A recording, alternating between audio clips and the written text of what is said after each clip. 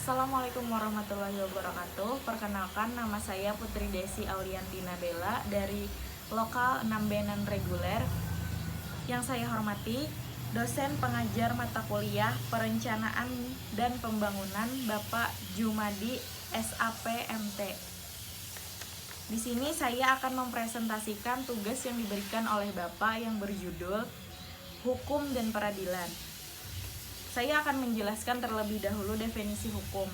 Hukum merupakan salah satu norma yang ada dalam masyarakat. Norma hukum berbeda dengan norma lainnya karena memiliki sanksi yang tegas.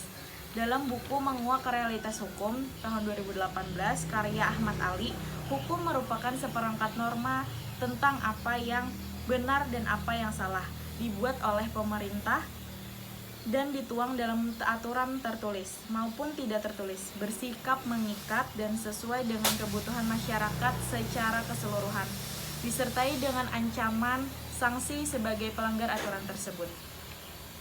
Selain Undang-Undang Republik Indonesia 1945 dan Pancasila, Indonesia juga memiliki hukum nasional yang merupakan warisan kolonial, antara lain Kitab Undang-Undang Hukum Pidana atau KUHP, Kitab Undang-Undang Hukum Perdata atau KUHP Perdata, Kitab Undang-Undang Hukum Dagang atau KUHD.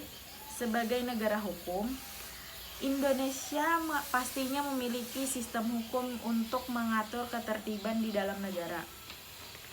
Ketentuan Indonesia sebagai negara hukum telah tertulis dalam pasal 1 ayat 3 Undang-Undang RI tahun 1945.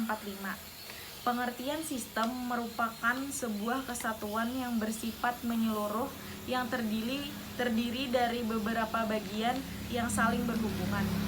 Dalam buku Sistem Pemerintahan Indonesia, karya Musanef, sistem merupakan kelompok bagian yang bekerja sama melakukan suatu tujuan. Apabila salah satu bagian rusak atau tidak dapat menjalankan tugasnya, maka tujuan yang ingin dicapai tidak akan terpenuhi atau mengalami gangguan. Dan definisi peradilan.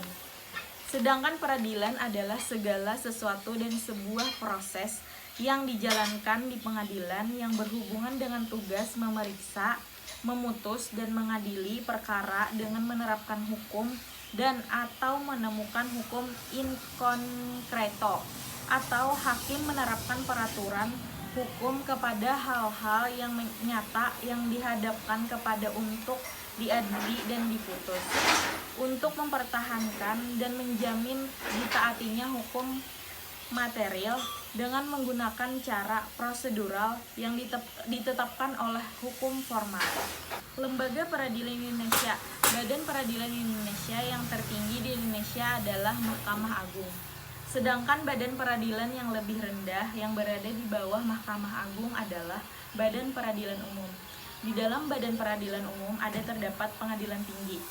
Pengadilan Tinggi merupakan sebuah lembaga peradilan yang berkedudukan di ibu kota provinsi sebagai pengadilan tingkat banding terhadap perkara-perkara yang diputus oleh pengadilan negeri. Pengadilan negeri juga merupakan pengadilan tingkat pertama dan terakhir, mengatur sengketa kewenangan mengadili antar pengadilan negeri di daerah hukumnya. Dan pengadilan negeri merupakan sebuah lembaga peradilan yang berkedudukan di kabupaten sebagai pengadilan tingkat pertama yang berfungsi untuk memeriksa, memutus, dan menyelesaikan perkara. Dan Badan Peradilan Agama. Di dalam Badan Peradilan Agama terdapat Pengadilan Tinggi Agama. Pengadilan Tinggi Agama merupakan sebuah lembaga peradilan yang ada di ibu kota provinsi sebagai pengadilan tingkat banding. Dan Pengadilan Tingkat Agama.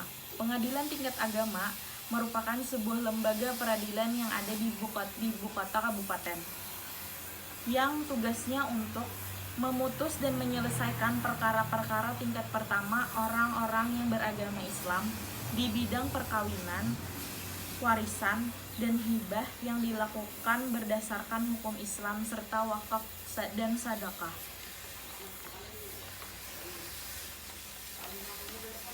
Dan peradilan militer. Di dalam peradilan militer terdapat pengadilan militer utama, adalah pengadilan yang memeriksa dan memutus pada tingkat bidang perkara pidana dan sengketa tata usaha militer yang telah diputus pada tingkat pertama oleh pengadilan militer tinggi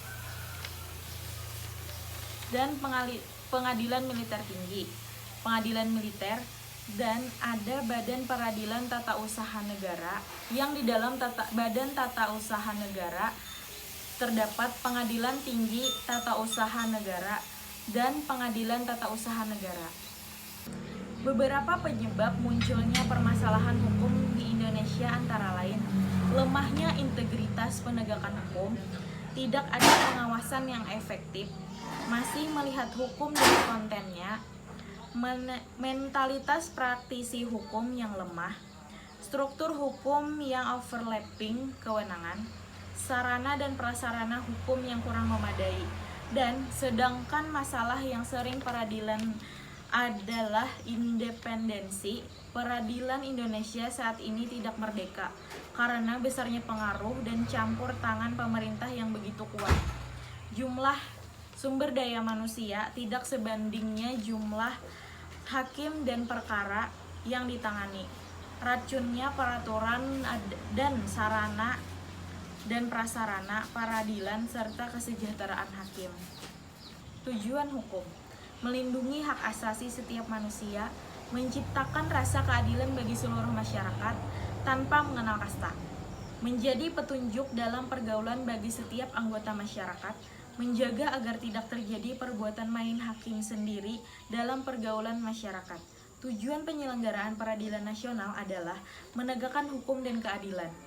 Perihal penyelenggaraan peradilan nasional adalah menegakkan hukum dan keadilan. Perihal penyelenggaraan peradilan di Indonesia antara lain diatur dalam Undang-Undang Nomor 4 Tahun 2004 tentang kekuasaan kehakiman. Di Indonesia, lembaga peradilan dipegang oleh Mahkamah Agung.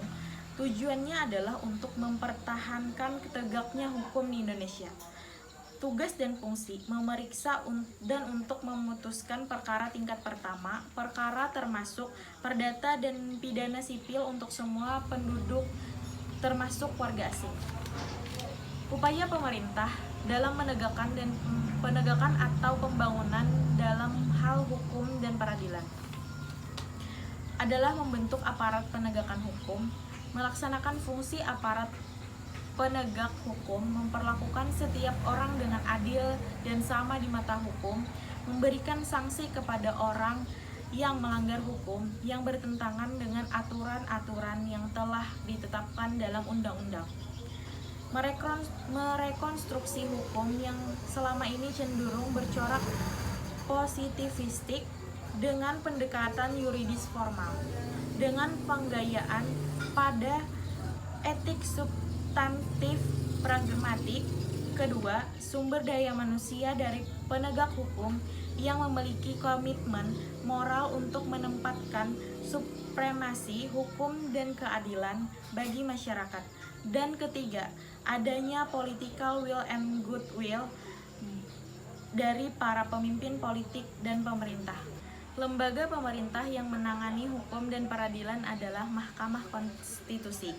Fungsi dan peran utama Mahkamah Konstitusi adalah menjaga konstitusi guna tegaknya prinsip konstitusional hukum.